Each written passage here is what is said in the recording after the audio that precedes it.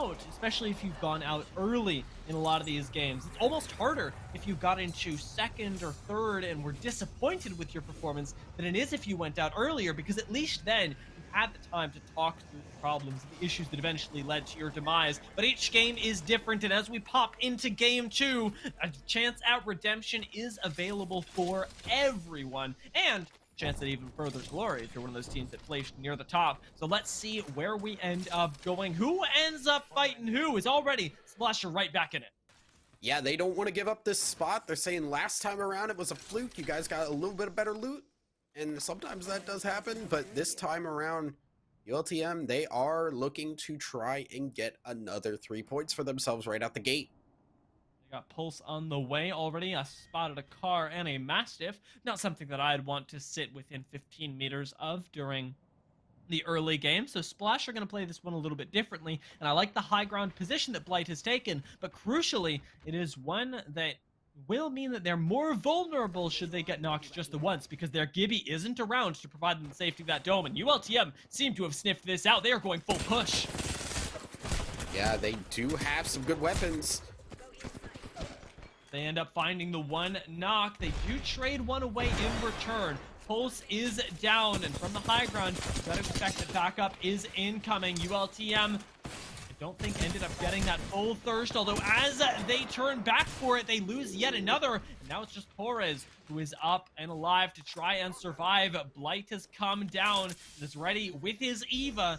Try and make this work for the team. The wall hacks as well, definitely giving away a little bit too much information to be comfortable with.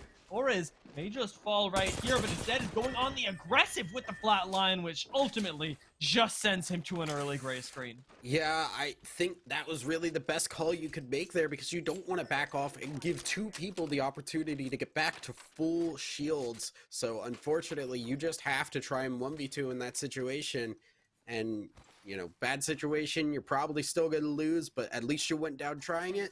And we'll see now if Splash can make this go, because now they have that momentum. They did get the kill on that drop, and we'll see if Splash can be the team that we expected them to be in game 1.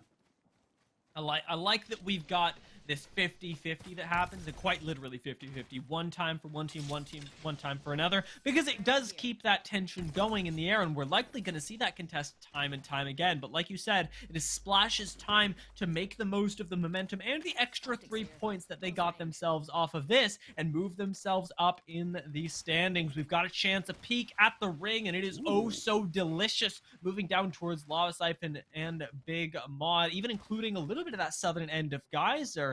I like this, and it can get, I don't know, I want to say played in a variety of different ways. We can have areas over by Lava Siphon that get pretty close range, or we could go right out into the open where snipers will reign supreme. Yeah, a lot of that ring is out in the open, but we'll see if it wants to pull over towards one of these points of interest here. Obviously, Lava Siphon does have a lot of space, but it is a lot of space that is not contained, because those buildings, they don't really have a whole lot of doors. There's a lot of poking that can come through. Places like Geyser do offer a little bit more protection for teams. But right now, we are just taking a look at Nerf, who are looted up once again. Lava Siphon always giving them those great shields for themselves. And they are aware of a team, and I think have gotten some pretty good shots onto a team hiding out in the building next to them. It's a smart move as well. I really like playing the northern and southern ends of Lava Siphon, and especially in a ring like this, northern end of Lava Siphon is likely going to net you an end game spot. There are a lot of rings that will close just off of the roof and in between the two macaroni buildings and that northmost big one in lava that give Nerf, now in big building, the potential to turn this into yet another high kill and high placement game combo. They've got plenty of shields to swap off of as well, so they can prep themselves up for a skirmish that will more than likely come to them instead of having to go out and look for one, as opposed to MNK, who are very much going to have to make their way into the ring and likely into a fight. Yeah, so now we are seeing a lot of teams actually getting to this ring early here. We do have a Watson, okay. We were kind of talking a little bit before as we were watching JBL. There was a Watson TSM was running, and it was a little bit out of the norm. This time around, we're still seeing the Watson come through. A lot of setup here can provide so much protection and so much anti-artillery to make it really hard to just poke people out with those nades and try and get some sort of, you know, aggression from a distance. Now the underdog's really just playing that to perfection by sitting in the ring early and making sure that they can hang out here for a long time. Yeah, up by Grandma's house, this is going to increase their economy exponentially as well, giving them access to plenty of comfortable farming of shields, while MNK Assist, not nearly so comfortable, will be playing with this caustic on the low ground and likely receiving a lot of that harassment, especially when there's nowhere else to put it for the underdogs. I like that they've even thrown one across the zip as well, making them harder to push. But make no mistake, this is not impossible. Even up on this high ground, receiving shots and potentially flanks from multiple positions, one quick chunk could spell the end of you. We'll see how that one ends up playing out, as it likely will be delayed until a little bit later on in towards this ring. Ooh. Flash, though, leaping right now at the chance to find a kill. Do end up finding Flesh, but no knock initially. Instead, just popping this blood oath, and I love the aggression from them. Instant bubbling up. So much information given with those scans now, and Splash should be able to find themselves that little bit of extra econ if they play this right. Wing shots connect 1 and 2. Blight has already found a knock. One goes right back, but Saint ends up finishing it off, and Nestle Splash are the victors. And yeah, they played that so well. They were hiding out in that area. They knew there was a team out into that train yard area, and just hanging out there. They hung in that little corner, and as soon as one person peeked them, and all three of them just pulled the trigger, went straight in and blew them up, basically took them out of that fight there, and then cleaned up from there while that person had to back off and heal. Really smart play from Splash, and really aggressive play that we know that they can pull off. And it abuses the delta between them and other teams when it comes to the communication.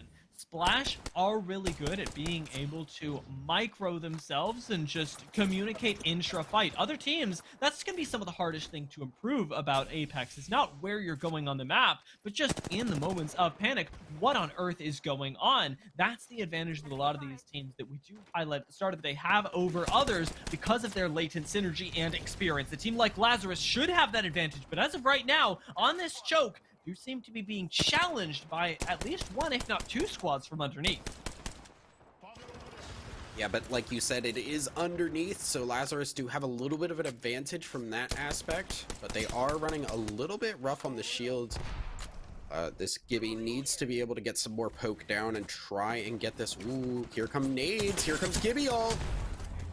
Already though, Shadow has gone down as Matt manages to take a big chunk out of him. Droolers, even with the Seer, don't have the chance to interrupt any of the heals. Instead, just using that ult for a little bit of information. Nice interrupt on the res, though, ends up changing this around, and Droolers may just come out on top yet. I may eat my words about this Seer, as they already managed to dissuade one res, find yet another knock, and the Arc Star stick doesn't quite come through, but man, oh man, it was close enough as the explosion takes two with him. Yeah, Droolers, honestly, that's how you use, we talked about how you use the Seer ult defensively, that's how you use it aggressively. When there is a knockdown, you always want to use it to play around with revives, because it makes it really difficult to get a revive off or to push a revive, because they will see where you are coming from. It is impossible to get up in the face of that Seer, because they will either be able to see you with the ultimate, or you're going to be crouch walking. That is extremely slow and very liable to get caught out. So I love the use of that Seer ult, and it really confirmed the win that they were already getting. It changed the game for them in that brief moment. Nerf, however, taking a look back at them, have had their game plan largely untouched. I'd say this is all going exactly to plan, as even with turns taking just a touch of damage here, it's all about just farming up the shields. They've gotten themselves up to these purples, are very comfortable inside of their building, have plenty of resources to work with, and a reminder, of course, they're playing for that end game. It isn't about now, it's about setting yourself up for success later. Absolutely. They've been hiding in this building for pretty much the entire game. We saw them at it right at the beginning when Nerf were poking them out. Nerf as another team that has just been hanging around, and here comes a Valk. Well, these should be kills. These should absolutely be kills for Trippin, but instead, they're letting them go, interestingly enough. The caustic traps are actually just ultimately a dissuading tool, and Nerf managed to, while laying in some damage, help out on a knock onto M&K's, not actually get the participation for that. Trippin survive, but in a situation where they could have taken advantage of a Blind Valkyrie ult, they come up with 0 out of the 3 possible points, and that might come back to bite them. It might, but I also understand why they didn't want to do that, because it would have put them in the line of sight of Nerf as well, and I don't think they wanted to risk that. Drooler's now going aggressive again. I want to stay out of their line of sight. That's what I'm talking about. Droolers end up deleting 2 members of a squad that had just been a little bit too split up, and now taking damage from the other side of him. We're gonna have to think about the retreat. I love the Ash Portal to hit a hasty one, get themselves out back towards the tunnel. It's Team Unlucky. Never a team that I wanted to retreat from more than these guys, who are ultimately going to be the ones that are escaped from, I think are the words that I'm looking for. Being shot in the backs now as they retreat back up towards the choke point. You won't be unhappy with where you're at as Team Unlucky, but certainly having attention on you from both sides isn't an ideal situation. They're going to have to deal with it likely via a reposition and sliding down the hill right next door. Yeah, trying to maneuver around here. Do not have that Valk ult available to get around, but shouldn't be too bad. This is just Nice job, round 2 closing. And will Good be stuff from Flub. oh, we got the flubbed bow. And Respect. Yes, always, every single time. I always will point it out.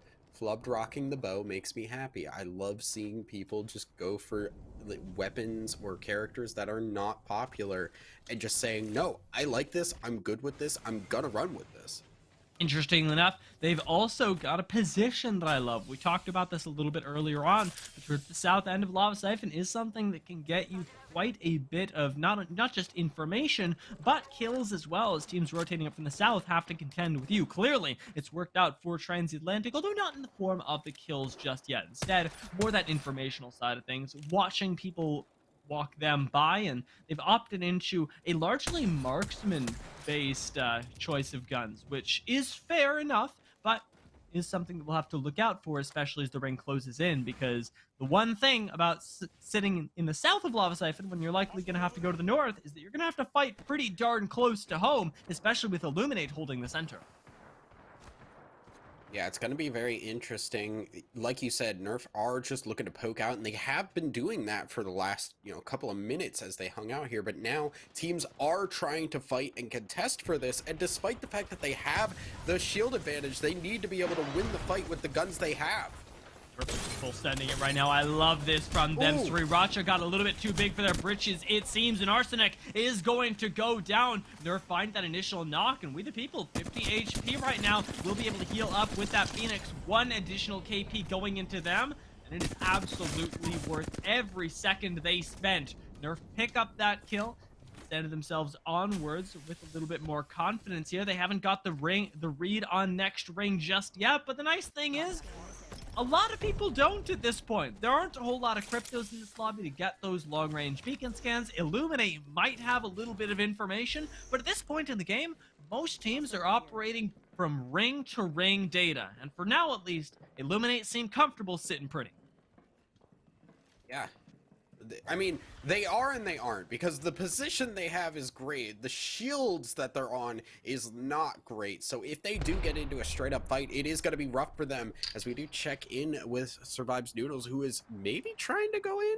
I believe that was the Bloodhound ult popped, but it is moving in on a Watson, so you can't just keep lobbing nades and look for something to happen.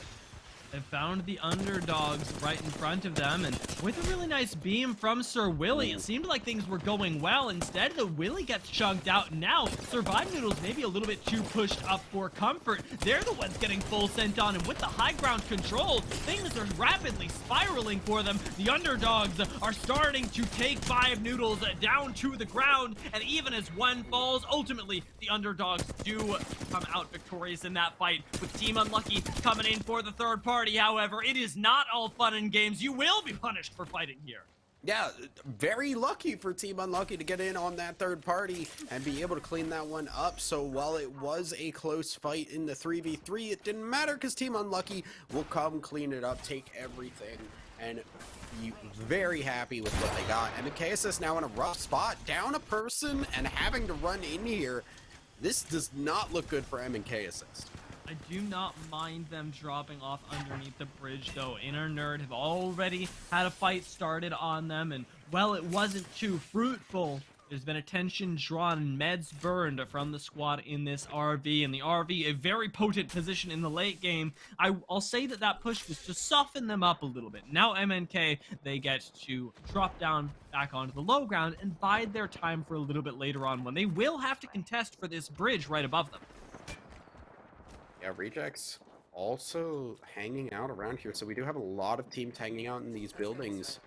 This is the power of Lava Siphon here, as you can just hang out on different levels, but like I mentioned at the start of the game, this does not have a lot of doors. There is a lot of capability to throw out nades, peek out people, and get people in where you may not be able to in other buildings. So while it is fairly safe, there's still the opportunity to play aggressive if you want. Very smart res from Nerf came in just there, as like you were talking about the peek-in very clearly, did end up punishing them. 7 seconds until this next ring starts to close, and we, a lot like these teams, are sort of figuring this out in the play-by-play. We'll see where it ends up pulling. Srirasha seem relatively confident that it's going to end closer to them, and Unlucky are sitting up in their spot as well. Triple take in hand. Is likely going to go a little bit further out into the open where Nerf should be able to take advantage of the chaos, but Unlucky are going to be the ones starting with that chaos as you get 3-man landed on and instantly deleted. Unlucky are just sprinting over trying to save their teammate, but it's a little too little, a little too late. Yeah, Unlucky gonna get taken out. Flubbed actually getting a kill as well with that bow. Rejects now having to just bolt as they are not in a good spot. This is a fairly open area here, and you can see how that is affecting things because the ring is closing and a lot of teams want to get this high ground. Now from the back, Unlucky are still defending this. An Inner Nerd on the high ground, having previously landed as the 3-man, seem to be holding on okay. They've got the caustic gas in front of them, and the barrels that just now expire bought them time for these resets. They do have their Valkyrie going low, but for right now, they should be all right. They should be able to hold on, buy themselves some time, and as the dome comes back up, get that breathing room once more, get to set up these barrels, and are stabilizing really, really well. Yeah, but you can see how hard this is here with how that gave you... Oh, good caustic ult here. This is going to be real rough to deal with.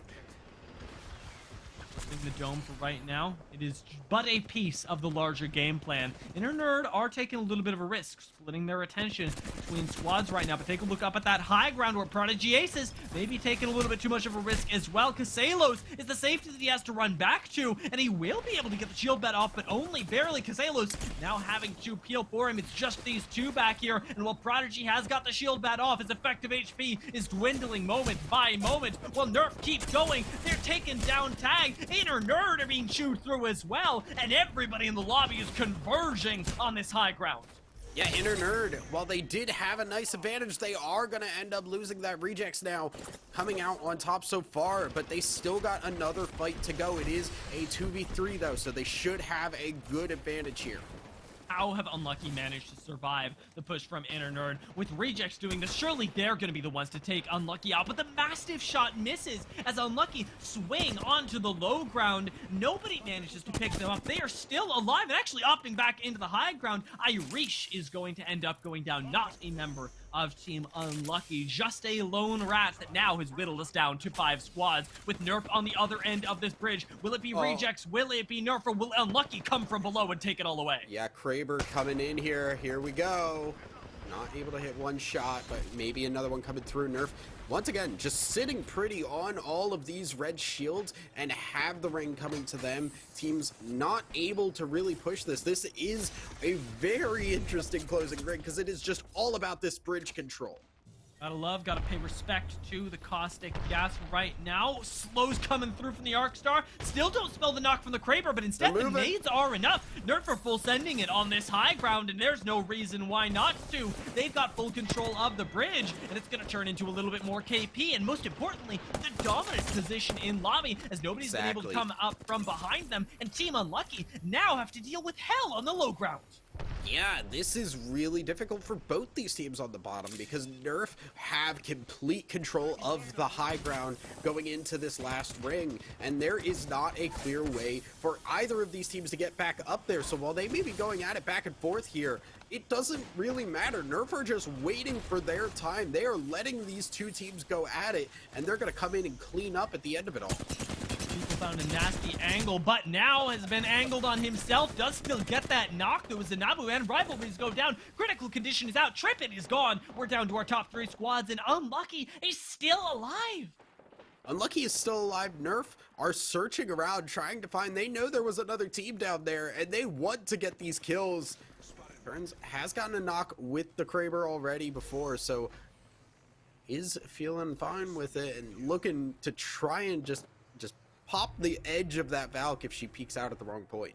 I appreciate that Nerf have recognized the position that they're in, have gone back up to the high ground, and now we really get to evaluate the situation. There's not even a full squad in here. It is just the 2 members of Team Unlucky and Wizard Coin underneath this bridge. That is not anything that should be able to contest a team like Nerf, and especially with Wizard Coin gone. Messiah doing that dirty work. It's a 3v2, and Nerf should know it. They're going to be able to sniff this one out. They're going to be able to control with the caustic on this high ground, and with Messiah coming in around the back, this guy has a laser beam attached to him.